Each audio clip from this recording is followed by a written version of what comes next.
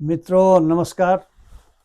हमने पिछले वीडियो में आपको बताया था कि स्टैनफोर्ड यूनिवर्सिटी के इलेक्ट्रिकल इंजीनियरिंग डिपार्टमेंट के प्रोफेसर कृष्णा सारस्वत जी से हम फिर बात करेंगे।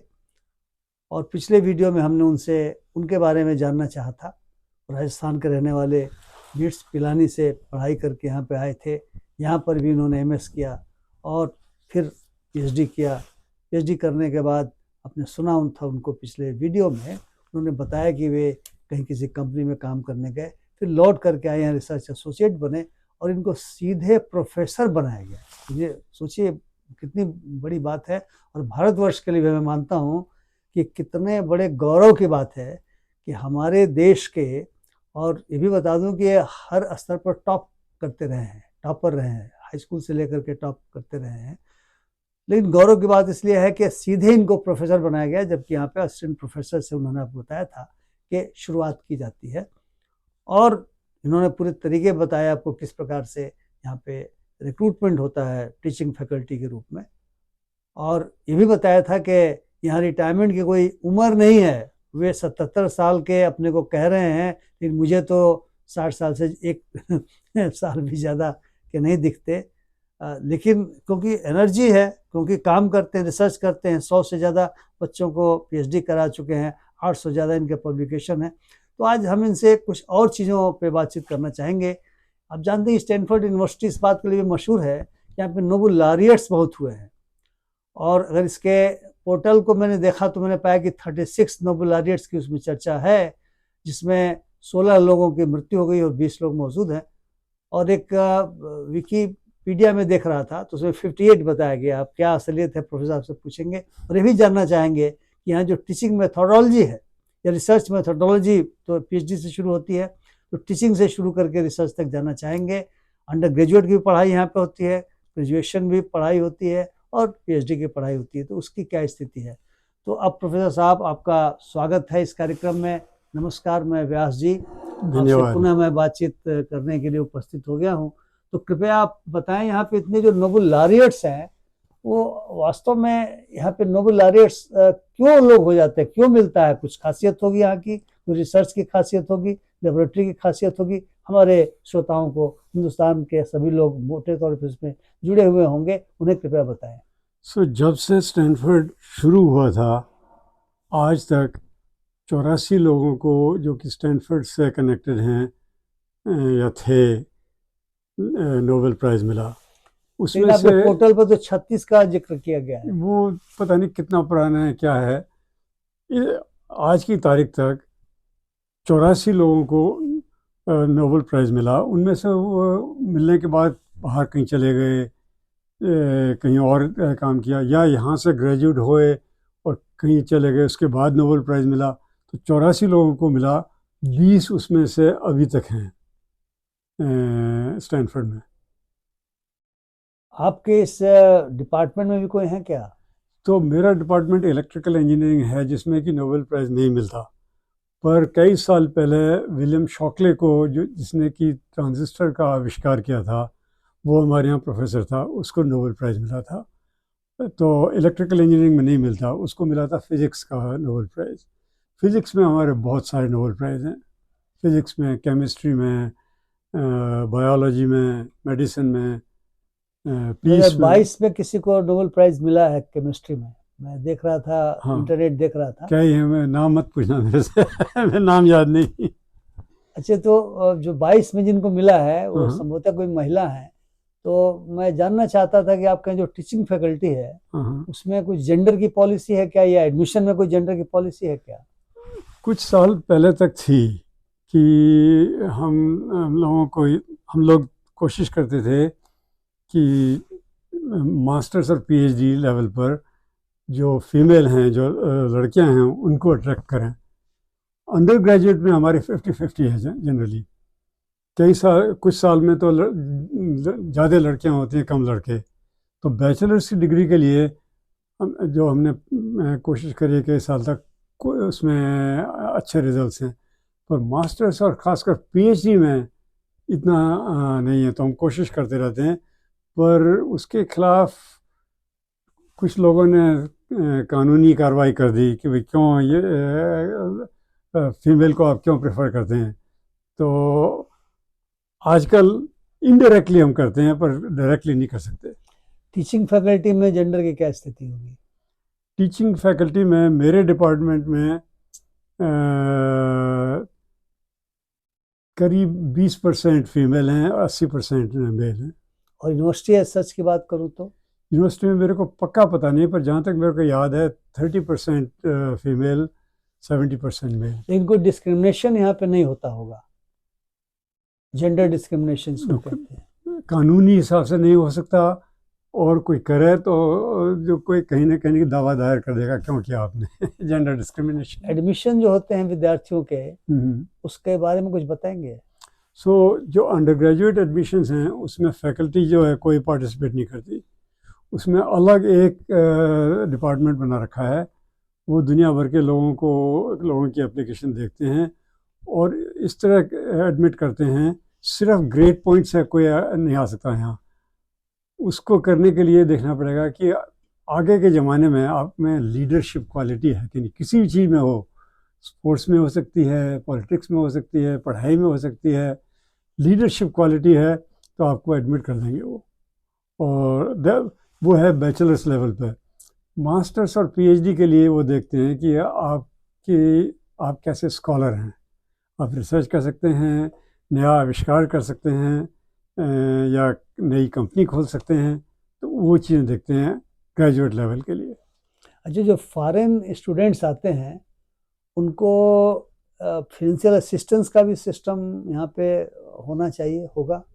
जो भी एडमिट होता है पीएचडी के लिए, उसको गारंटी मिलती है कि उसको अपनी जेब नहीं, से। मैं अंडर ग्रेड्स की बात कर रहा हूँ। अंडर ग्रेड्स में ये डिपेंड करता है कि आपकी फैमिली की इनकम कैसी है। अगर फैमिली की इनकम बहुत कम है तो यूनिवर्सिटी इंतज़ाम करती है, वो आपकी हेल्प करती है। अगर आपकी फैमिली इनकम ज़्यादा है तो भाई ठीक है, फैमिली को पे करना पड़ेगा। नहीं, मैंने इसलिए पूछा आपसे कि हमारी बेटी 2012 में यहाँ पे, आपको मैंने बताया भी था, और वो आपकी बहू भी है। और मेरी बेटी यहाँ पे आई थी तो उसने अपने खुद की कमाई से पढ़ाई शुरू किया था। लेकिन फिर मैंने कहा बेटा तुम ले लो, चूँकि डार्टमूथ में हमारी बड़ी बेटी थी, उसको वहाँ से मिल गया था।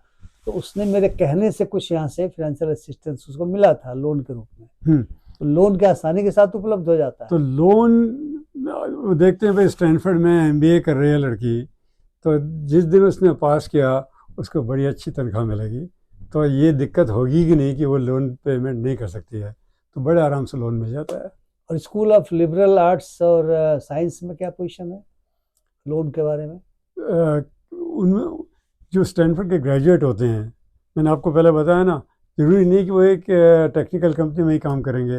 वो लॉयर बन सकते हैं, वो सेनेटर बन सकते हैं, कांग्रेसमैन बन सकते हैं। तो उनकी अर्निंग कैपेबिलिटी जो होती है वो काफ़ी अच्छी होती है। तो किसी भी डिपार्टमेंट में जाएंगे तो स्टूडेंट को ये फिक्र नहीं करनी पड़ती कि मेरे पास पैसा नहीं है। अच्छा, लेकिन यूनिवर्सिटी के पास ये पैसा आता कहाँ से देने के लिए? तो यूनिवर्सिटी के पास कई सोर्सेज हैं। करीब 1/3 पैसा आता है जो लोग बाग जो जो जो जहाँ से ग्रेजुएट होके गए हैं, बड़े बड़े उन्होंने अरबों डॉलर कमा लिए हैं, वो एंडोमेंट फंड, एंडाउमेंट करते हैं। वो एंडाउमेंट प्रोफेसरशिप, एंडाउमेंट स्टूडेंट्स के लिए, या बिल्डिंग बना दी, या तो वो 1/3 तो वहाँ से आता है। 1/3 आता है आपकी जो फीस होती है, ट्यूशन फी। और 1/3 आता है हम लोग प्रपोजल लिखते हैं गवर्नमेंट को, इंडस्ट्री को, रिसर्च वगैरह के लिए। तो इस तरह से 1/3 1/3 1/3। तो इसीलिए आप इस यूनिवर्सिटी को नॉन प्रॉफिट यूनिवर्सिटी भी कहा जाता है कि आप जो भी कमाते हैं, जो भी पैसा लाते हैं, उस पर कोई मुनाफा किसी को नहीं मिलता है। जी हाँ, ये बिल्कुल नॉन प्रॉफिट है। अगर प्रॉफिट के लिए अगर हम कर दें तो फिर हमें टैक्स पे करना पड़ेगा। तो जितनी भी मशहूर यूनिवर्सिटी हैं सब नॉन प्रॉफिट हैं यहाँ पर। जी। अच्छा, ये ज़रा समझना चाहेंगे कि यहाँ पे जो टीचिंग मेथोडोलॉजी है या ये रिसर्च मेथोडोलॉजी, दोनों अलग अलग चीज़ें होंगी। तो आपने मेरी समझ है कि आपने ग्रेड्स को या अंडर ग्रेड्स को भी ज़रूर पढ़ाया होगा अपने शुरुआती समय में। अब तो आप ज़्यादा समय रिसर्च में देते हैं। तो टीचिंग मेथोडोलॉजी के बारे में थोड़ा बताएं, जिसको हम पेडागोजी कहते हैं, क्लासरूम पेडागोजी की क्या स्थिति है, कैसे हम हिंदुस्तान में जो पढ़ाई होती है उससे इसको थोड़ा सा समझना चाहते हैं। वहाँ लेक्चर मेथड ही होता है, ये सेमिनार भी होते रहते हैं। तो आपका मेथड क्या है टीचिंग का? तो उसके लिए कई चीज़ें हैं। पहली बात है, हर एक प्रोफेसर को, चाहे वो नोबेल लॉरेट हो चाहे यंग प्रोफेसर हो, आपको क्लास पढ़ानी पड़ेगी। आपको एक कोर्स में 3 यूनिट होती हैं, तो 3 कोर्स एक साल में पढ़ाने पड़ेंगे आपको। और वो होता है करीब 1/3 लोड आपका। बाकी 2/3 लोड तो रिसर्च, एडवाइस करो पीएचडी स्टूडेंट्स को, पैसा लाओ, और यूनिवर्सिटी में इतनी कमेटीज़ होती हैं, हर चीज़ के लिए कमेटी होती है, उसमें पार्टिसिपेट करो यूनिवर्सिटी को रन करने के लिए। तो एक, चाहे आप असिस्टेंट प्रोफेसर हो, चाहे फुल प्रोफेसर हो, चाहे नोबेल लॉरेट हो, आपको क्लास भी पढ़ानी पड़ेगी और आपको पीएचडी गाइड भी करनी पड़ेगी। तो मेथोडोलॉजी क्या है टीचिंग की? मान ली मैं भी स्टूडेंट हूँ। अच्छा, तो ये डिपेंड करता है किस तरह का कोर्स है, और हर तरह की मेथोडोलॉजी मिल जाएगी आपको। तो आप क्लास में जाकर पढ़ाइए। काफ़ी जो कोर्सेज है वो टीवी पर अवेलेबल हैं, रियल टाइम ब्रॉडकास्ट करते हैं उनको, जो कि इंडस्ट्री में लोग बैठे हैं दुनिया भर के, वो अटेंड कर सकते हैं। उनको यहाँ कैंपस में आने की ज़रूरत नहीं है। वो अपना होमवर्क करके भी भेज देते हैं बाय ईमेल। तो कुछ कोर्सेज होते हैं जो बड़े प्रैक्टिकल हैं, क्योंकि आपको वहाँ आके किसी लैब में काम करना पड़ेगा, तो उसके लिए आपको यूनिवर्सिटी में होना पड़ेगा।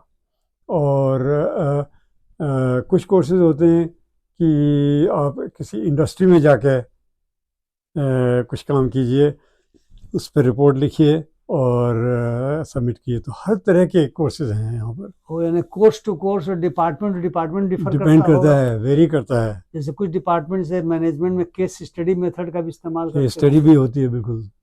और आपके अपने इंजीनियरिंग में इंडस्ट्री में भी जाना पड़ सकता होगा, लैब में ज़्यादा काम करना पड़ता होगा। लैब नहीं, ज़रूरी नहीं है। आप पूरे थ्योरेटिकल कोर्सेज पढ़ के भी मास्टर्स कर सकते हो, पर अगर आप पीएचडी कर रहे हो तो कुछ ना कुछ हो सकता है आपकी पीएचडी पूरी थ्योरेटिकल हो, पर जनरली उसमें कुछ ना कुछ लैब का होता है। अच्छा, बहुत बहुत धन्यवाद आपको। काफ़ी चीज़ें हमारे श्रोताओं को आपके माध्यम से इस यूनिवर्सिटी की पढ़ाई के बारे में, यूनिवर्सिटी में एडमिशन के बारे में, यहाँ के नोबेल लॉरिएट्स के बारे में सुनने को मिला। आपने बताया कि 85 लोगों ने आपसे नोबेल लॉरिएट रहे हैं यूनिवर्सिटी की स्थापना के बाद से, और आप समझ सकते हैं कि यहाँ के लैब इतना बढ़िया है कि लैब में भी बहुत काम होता है, क्योंकि रिसर्च होगी तभी नोबेल प्राइज़ मिलेगा। और इंजीनियरिंग में जैसा आपने सुना कि इलेक्ट्रिकल इंजीनियरिंग में तो व्यवस्था नहीं है नोबेल की, लेकिन जिन सब्जेक्ट्स में व्यवस्था है उन सब्जेक्ट्स में काफ़ी लोगों को यहाँ से मिलता रहा है। यानी ये इसलिए दुनिया की मशहूर विश्वविद्यालय सब हैं, या खूब रिसर्च होते हैं, खूब पढ़ाई बढ़िया तरीके से होती है, फिनेंशियल असिस्टेंस भी विद्यार्थियों को मिलता है। लेकिन ऐसा नहीं है कि कोई भी आ जाएगा। लीडरशिप की बात अभी आपने सुनी, आपने किया, और मैंने अपने एक वीडियो में दिखलाया था, यहाँ पे जो कलाइस शहर है पेरिस का, जब वो फॉल किया था, यूरोप में जो लड़ाई हुई थी ब्रिटेन और फ्रांस के बीच में 100 साल वाली लड़ाई 14th सेंचुरी में, तो 1347 में जब वो फॉल किया था, तो वहाँ के जो बर्गर्स हैं उन्होंने चाबियाँ दी थी, और उनकी मूर्ति इसलिए यहाँ लगाई गई है क्योंकि वे वर्कर्स वहाँ के लीडर हो गए थे, हीरो हो गए थे। इसलिए यहाँ पे हर छात्र से उम्मीद की जाती है कि वो जीवन के जिस क्षेत्र में जाएगा वो लीडर बनेगा। और प्रोफेसर साहब ने बतलाया कि चाहे अंडर ग्रेड हो, चाहे पोस्ट ग्रेजुएट हो, चाहे वो लीडरशिप क्वालिटी होनी बहुत ज़रूरी होती है। लीडरशिप का मतलब हुआ कि आप जो है सो रिस्क लेते हैं, आप जो है सो लीड करते हैं, आप इनिशिएटिव लेते हैं, आप मोटिवेट करते हैं अपनी टीम को, ये कुछ कम्युनिकेशन आपका बढ़िया होता है, ये सब लीडरशिप क्वालिटीज़ है। तो मित्रों, प्रोफेसर साहब आपको बहुत बहुत धन्यवाद। आपने हमारे श्रोताओं को, दर्शकों को बहुत सारी बातें बताई इस यूनिवर्सिटी के बारे में और यहाँ के सिस्टम के बारे में। और मित्रों, मैं आशा करता हूँ कि आपको ये वीडियो ज़रूर पसंद आएगा। पसंद आए तो कृपया लाइक करें, शेयर करें, मेरे चैनल को सब्सक्राइब करना न भूलें। बहुत बहुत धन्यवाद। नमस्कार।